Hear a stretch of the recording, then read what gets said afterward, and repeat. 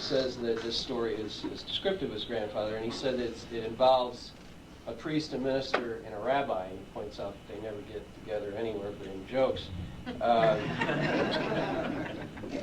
But in telling the story, he's talking about these three people who are out to play golf together. They go out to Moonbrook, and they want to play, and they get out onto the course, and there's this foursome in front of them that is just fatiguingly slow.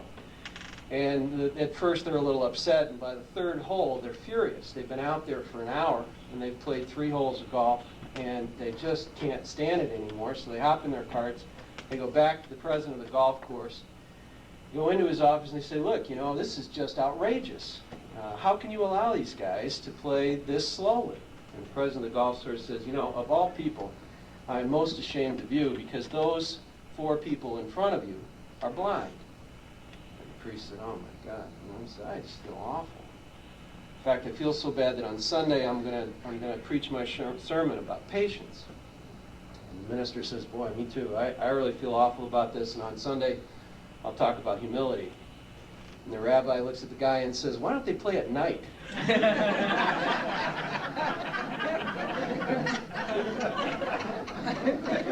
In a way, this session is to allow you to ask questions like, why don't we play at night, you know? A pleasure this morning to recognize a good friend and great leader of the Community Foundation, someone we're going to give the John D. Hamilton Award for Community Service. And I think it's especially fitting that John be here this morning, and I'd like to recognize him for his continuing leadership in our community for all things which are good. But this morning we're going to recognize Greg Peterson. Greg is the recently retired president of the Community Foundation, and as the new president, I can tell you we miss him, because Greg did a great job. And Greg's wife Cindy is with us this morning, and I think it's fitting we recognize her. Greg, I'm going to ask you to come up here while we talk about you. Cindy, would you stand and... I'm happy to be here.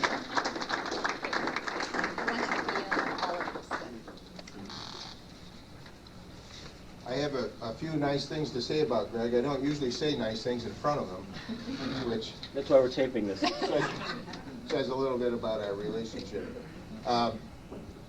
We've had a great relationship for many years and in a variety of ways. And certainly one of the most enjoyable has been in our capacity, our various capacities related to the work of the Community Foundation. Greg became a member of the board of the Community Foundation in 1989. And he served on the board for 10 years, 2 terms, 5 years. In 1984. This guy teaches math. Numbers. That's why I used to be an accountant. Right? But anyway, after being on the board for 5 years, in 1989 he was elected president and served full 5 years as president, and we were very active as a community foundation while he was president. And I have a lot of numbers I'd like to share with you because in a lot of ways the success of the Community Foundation is measured by numbers because we're such a developing organization. Certainly our service to the community comes first, but to be honest, we often look at the numbers and as a measure of our capability for good.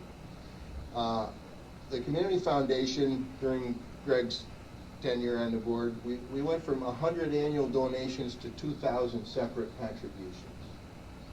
That shows you how we increased our base of support in the community under Greg's leadership. The total assets of the foundation went from $9 million to nearly $18 million. Is that twice? The Community Foundation has literally become the center for all scholarship activity in southern Chautauqua County. And in 1984, we awarded $83,000 in scholarships. And in 1993-94, it was $830,000 in scholarships. So obviously, we've done well, and we've grown, and all these are numbers. They represent our capacity for doing good, and again, under Greg's leadership, the quality of his leadership, I should say, is obvious and excellent. Greg had a few tough times while he was president of the foundation. We lost both our executive director and our fiscal officer. And for those of you who have been on boards, you know that's always a little stumbling block when you're trying to make a living over here and the board or the activity for which you're responsible on a volunteer basis is without leadership. Well, we weren't, because Greg stopped making a living, and it seemed as if he was working full-time at the Community Foundation. And that year, activities did not stop at all, and our growth continued, and all sorts of wonderful things happened. And as a result, we're all very grateful to Greg for everything that he did. And I do miss him at the Community Foundation. He did a great job. His leadership was insightful and always energetic. And for that, we thank him.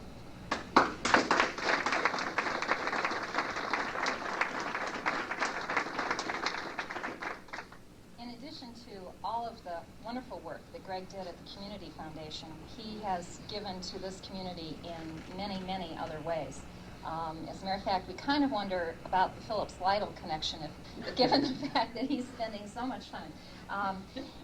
For those of you that...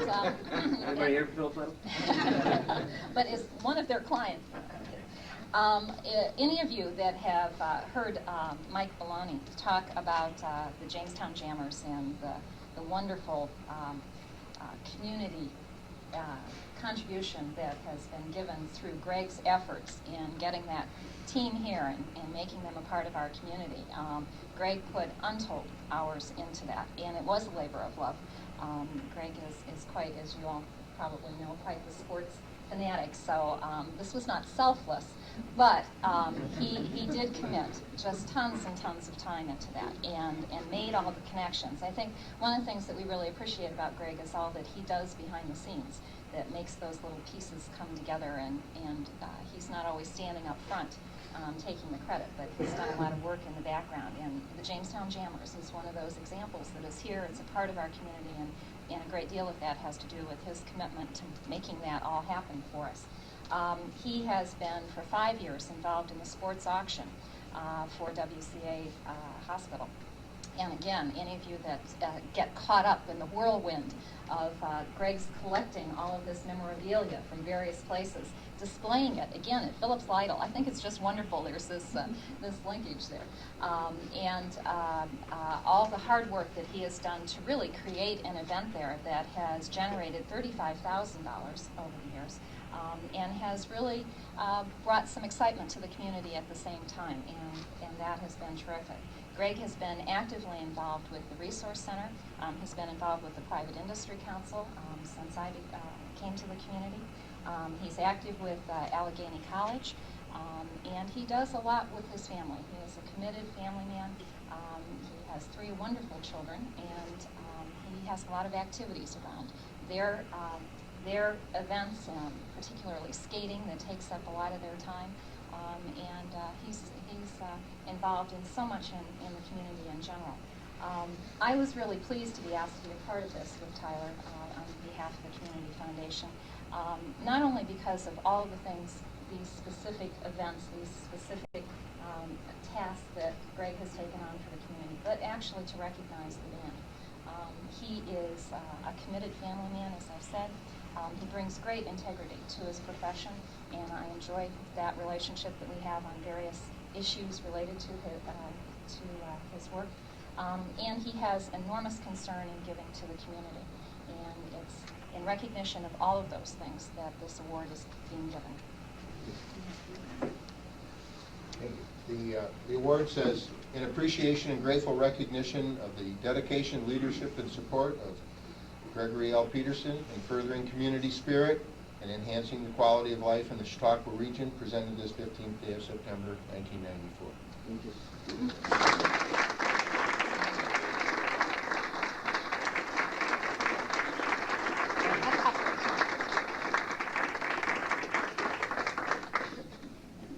Shucks. Thank you very much. Thanks to Tom Becker, especially as he set up. He's a guy who wants to start with an agenda, stick to an agenda. You've noticed that he gave the welcome at 8:50, and during that period of time, Tyler makes his speech, Jane makes his speech. Greg Peterson's supposed to do something in recognition of this honor, all of which has to be done by 9 o'clock. He knows my style. I talked to Floss Cash yesterday to try to ascertain what was expected of me, and in her normal, demure self, said, "Greg, just be yourself." Then she paused, and then second thought, be kind, be courteous, be humble. Accordingly, I will. Floss also said, "Greg, you have a propensity for talking about baseball at certain events, trying to segue something, some sort of story." And she said, "Look, nobody has any interest. They're on strike." And ironically, they called off the season yesterday. So during this dark period of my life, I have spending some time with Shakespeare. This may shock a few folks. And been reading a variety of the Bard's best works. And through that, I have created a little bit of a mock interview to kind of put the baseball season and the cultural, that we're in this cultural forum here into perspective. And if I could, bear with me, just have this little bit of an interview here. This is with Shakespeare. "Well, Bard, salaries have exploded upward again. Your opinions of the new contracts?" Shakespeare. "Those that much covet are with gain so fond. For what they have not, that which they possess they scatter and unloose it from their bond. And so, by hoping more, they have but less." Taming of the shrew. "Who do you blame, the players or the owners?" The Bard. "They are as sick that surfeit that too much, as they that starve with nothing." The Merchant of Venice. "You must admit," that's the third question, "you must admit that agents serve some useful purpose." The Bard. "Let every eye negotiate for itself, and trust no agent." Much ado about nothing. "Does the player's agent Donald Fear impress in this time of economic crisis?" The Bard. "He draweth out the thread of his verbosity finer than that staple of his argument. Love's labor lost." I had one other question for the Bard. "Can the Cubs ever rise to a pennant?" Pursuant to King Richard III. For second. "I see them glory like shooting star fall to the base earth from the firmament."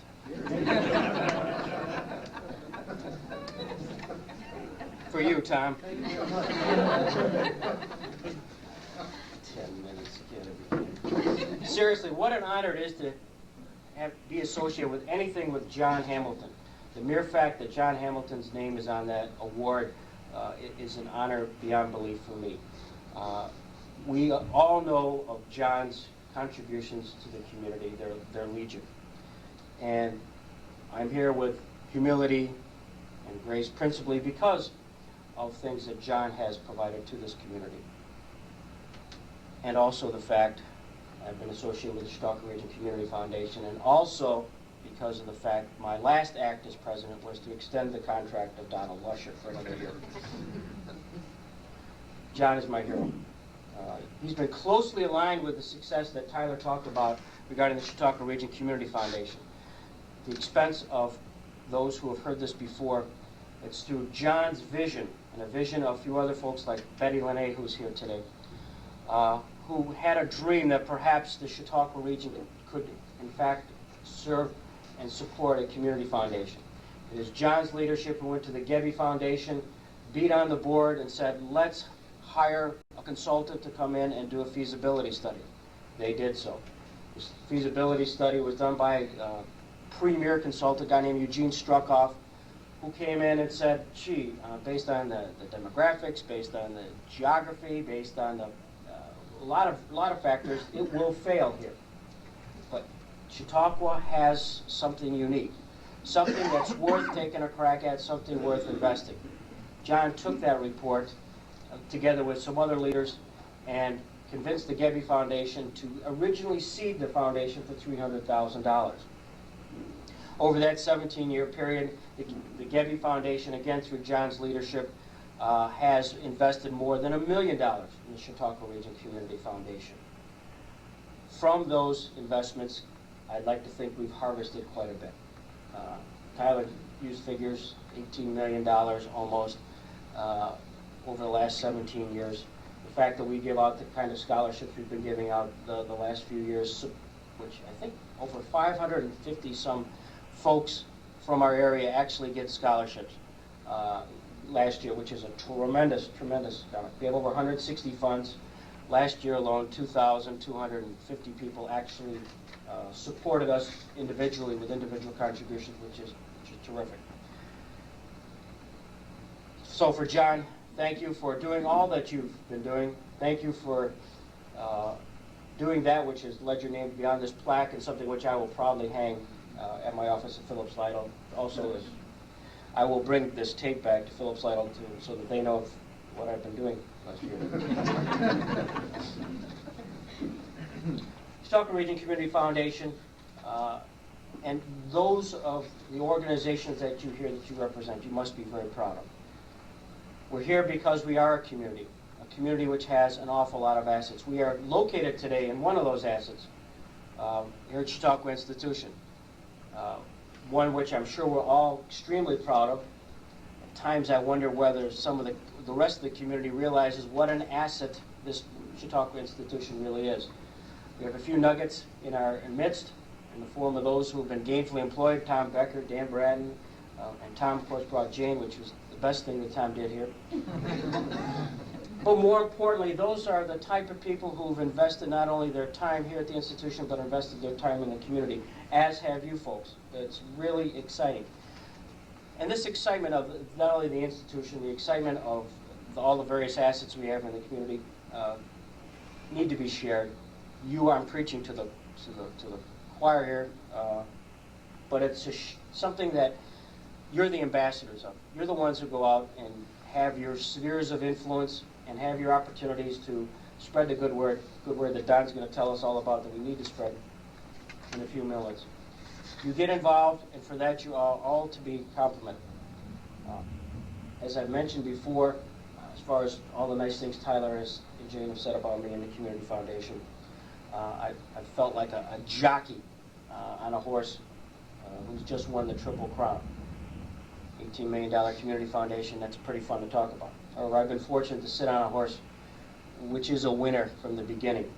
It's easy to take a picture of an annual report. It's easy to take a picture today of the guy who happens to be there when they announce that it's going to, the Community Foundation is $17 or $18 million. However, there are many people with a unique vision who embrace the foundation spirit as you've embraced your particular agency spirit, nurtured it, trained it, groomed it, showed it, ran it, and currently I happen to be the recipient of some accolades that I probably not do, but I'm glad to receive. And I'm sure my successor, Tyler, and his successor will likewise have that great degree of success. And the reason being, this is such a unique community, and it's that community of which you are an instrumental part. Thank you for honoring me today. Thank you, John, for being you, and enjoy the rest of your day. Thank you very much.